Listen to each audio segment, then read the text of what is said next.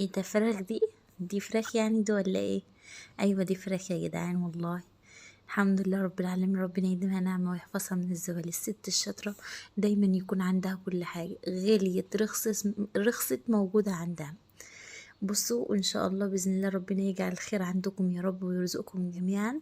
مبدئيا كده عندنا الفراخ ديت هنفرزها كده للشهر باذن الله، وهنعمل منها بانيه، وهنعمل منها اللي هو شاورما ان شاء الله باذن الله. وبصوا هنطلع منها كذا اكله يعني بطرق مختلفة. ان شاء الله الفيديو يعجبكم، واتمنى تحطوا اللايك وتشتركوا في القناة لو مش مشتركين فضلا وليس امرا. وربنا يا رب يديمكم نعمة في حياتي اهل الكرم والجود. اللهم صل وسلم وبارك على سيدنا محمد وعلى آله وصحبه وسلم. بصوا هنا عندي دولت 5 فرخيات. دي فراخ انا مربياها في البيت، اللي متابعيني وعارفين ان انا بربي الطيور في البيت والكلام ده. ما شاء الله اللهم بارك. هم بصراحة في أول ما جبتهم تعبوا معايا وأخدوا وقت، يعني في اللي هو إن أنا أعمل لهم أنا عالجتهم بالأعشاب، يعني ما جبتش حاجة من البيطري، لا عالجتهم بالأعشاب. اللي هو بصل بقى، عايزة أقول لكم إن البصل في يعني اللي بتربي طيور حلو جدا جدا في إن يعني مضاد حيوي، يعني فظيع والله يا بنات، حلو جدا.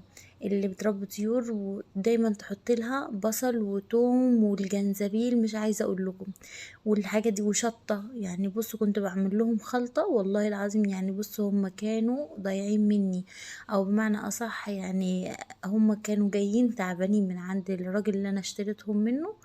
يلا ربنا يسامحه، الحمد لله على كل حال. كنت بعمل لهم بصل وتوم وجنزبيل وشطة وايه تاني يا ربي وكزبرة وكمون. كنت بخلط الخلطة دي كلها على بعضها، واحط شوية في المية والباقي اعمل بيه في العلف، احطه على العلف بتاعهم. وعايزة اقول لكم ان والله العظيم الفراخ دي مش اكل علف بس، لا والله، عامله لها خلطة على بعضها علف وعيش. بس بعد ما كملت يعني اول اسبوع كده، او اللي هو يعني وكمان ما خلصتش ان هما كانوا تعبانين، فاللي هي شكرة العلف اللي هو العلف البادي الصغير دوت، قعد معاهم فترة علشان خاطر ان هما كانوا تعبانين وما اكلوش. فقعدت يعني كانوا نص الشكارة والنص التاني اتبقى، وبدأت ان انا اغير لهم العلف. وبعد كده اهو اكلتهم حوالي نص الشكارة الكبيرة اللي هو العلف النامي الكبير، 21 متهيألي. المهم بدأت ان انا ايه اخلط معاها فول متكسر، اللي هو الفول اللي احنا بنجيبه ونعمله بصارة دوت متكسر، بس دوت ايه كسر فول تمام. وايه تاني؟ وعيش. وايه تاني؟ اللهم صل على النبي. واوقات كنت بدخل لهم ردة، اوقات كنت ده كله في الخلطة، يعني عيش وعلف وردة وكسر فول. وكنت بخلط لهم الثلاث حاجات دولت على بعض، يعني مش مطلعاها على علف بس. عشان كده الفراخ اللي بربيها في البيت بتكون احسن بكتير من اللي بجيبها من بره، وبيكون طعمها مسكر وحلو جدا. رغيت معاكم كتير في تربية الطيور، بس انا بصراحة يا بنات من مشجعين ان انت تربوا طيور في البيت. والله العظيم حلوة جدا وبتوفر كتير، وحاجة مربيها في البيت ونظيفة. لو عندك اي مكان استغليه، لو عند جارتك اشتركوا انتوا الاتنين مع بعض، هي بالمكان وانتي بالطيور، يعني تجيبيها مثلا وتشتركوا مع بعض. الكلام ده كله حلوة جدا، وحاجة عندك في البيت والله وتحت ايدك، مفيش احسن من كده. بصوا هنا ما شاء الله عندي ال5 فرخات، زي ما انتوا شايفين قطعت الوراك لوحدها والصدور لوحدها، وفي فرخة دي هخليها زي ما هي على بعضها، هشويها زي ما هي كده على بعضها. وخدت الصدور هعملها بانيه وهعمل منها شاورما، والوراك زي ما انتوا شايفين ده غير الأجنحة والكبد والقوانص. بصوا يعني ما شاء الله اللهم بارك، خير ملوش أول ولا آخر. كنت منضفاهم وزي الفل، يعني عايزة اقول لكم اليوم دوت من اوله لاخره، انا في الوقت دوت يمكن كنت الساعة 12 بالليل. قلت اخلصهم بالمرة،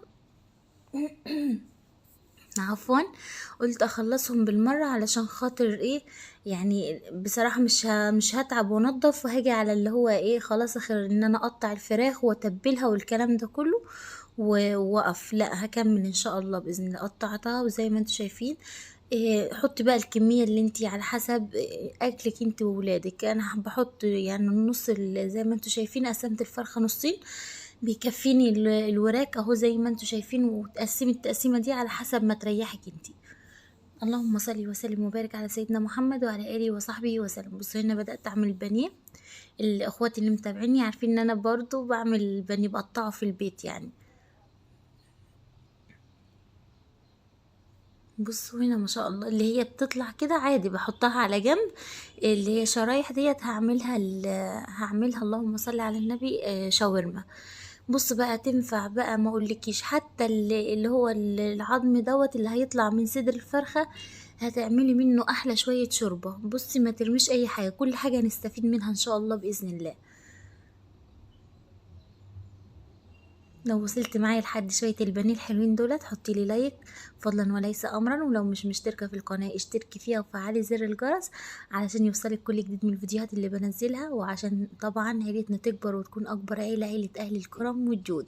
بصوا ما شاء الله البانيه مقطع حلو ازاي ورقيق، لا هو تخين ولا رقيق جدا، الوسط الحلو اللي لما تحمريه يبقى فيه لحمة وحلو معاكي ما ينشفش. هنا عندي الخلطة ديت عفوا مش عارفة، صرصار في زوري ولا ايه. بصوا هنا حطيت عندي التتبيلة ديت بصلة وتوم، يعني معلقة توم كبيرة، يعني بصلة حلوة وسط ومعلقة توم. ولو عندك قرنين فلفل بقى لو بتحبي الحاجة الحراقة، او اللي ممكن تحطي فلفل من اللي هو البارد، تمام مفيش حاجة. وتحطي بقى البهارات اللي عندك، على كمون على كزبرة، بصي التوابل اللي عندك حطيها اللي بتفضليها في التتبيلات وكده. وفيه الشاورما فيه تتبيلة بتيجي جاهزة بقى، تتبيلة الشاورما وتتبيلة البانيه والكلام ده كله تمام ممكن تجيبي. حطيت معلقة زبادي وحطيت معلقة خل. وبصوا بقى وتبلتها، انا بتبل بالموجود عندي، مش يعني مش بوقف نفسي اللي هو ايه لازم اجيب ده، لا اللي عندي والحاجة بتطلع اللهم بارك طعمها حلو زي العسل. وهنا عملت الشاورما زي ما انتوا شايفين، تبلتها معلقة زبادي. وكنت انا عملت تتبيله على بعضها للشاورما وللبانيه، بس الشاورما حطيت لها معلقه زبادي، لكن الباقي زي ما هو البانيه مش هحط له زبادي. بصل ممكن تحطي بصل بودر وتوم بودر لو انت بس انا بصراحه بفضل التوم والبصل الفريش اللي هم الحلوين دولت اللي عندنا في البيت، بفرمهم كويس جدا في الكبه لحد ما بيبقوا ناعمين زي ما انتوا شايفين. وكمان عايزه اقول لكم ان انا حطيت طماطميه، لو مش عايزه تحط طماطم ممكن تحطي معلقه صلصه معلقه كاتشب الموجود عندك، والتتبيله اللي انت متعوده عليها. انا بصراحه متعوده على التتبيله ديت وحلوه، بيبقى طعمها حلو جدا ومخليه الفراخ حلوه جدا جدا، وطعمها ايه متبل كده، والملح يعني بتبقى متغلغله في الفراخ. بصوا ما شاء الله خلاص الكميه معايا اللهم بارك خلصت. بعد ما كنت هعمل الشاورما على طبقين لقيت لا على ايه حطيتها في طبق واحد. وهنا بصوا ما شاء الله الكبد والقوانص بقى تنفع بقى. انا بعمل البيتزا بالكبد والقوانص والله العظيم بتبقى احلى من اللحمه. انا عن نفسي بحبها اكتر من اللحمه والفراخ. وهنا بقى طبق اللي هو الاجنحه والرقاب ديت. بصوا زي ما تحبي وزعي حاجتك، وان شاء الله ربنا يحسن ما بين ايديكم يا رب.